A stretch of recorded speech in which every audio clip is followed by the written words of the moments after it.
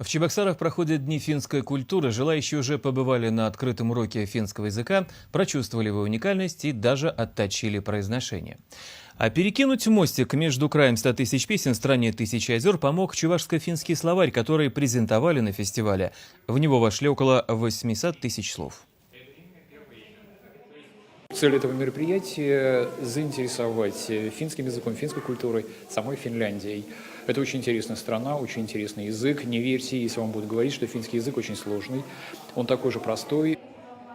Выставка, посвященная творчеству известной писательницы Туви Янсен, погрузила гостей в атмосферу этой скандинавской страны, в которой немало интересного.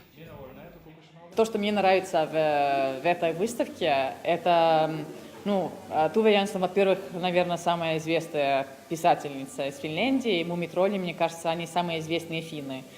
И, конечно, это что-то такое доброе, и в них что-то общечеловеческое. И мне кажется, они настолько универсальные, что их понимают везде, во всем мире. На протяжении всего вечера участники акции пели финские народные песни, водили хоровод, читали стихи. Фестиваль продлится до конца недели. Впереди у любознательных горожан открытые чтения, показы фильмов, мастер-классы и лекции.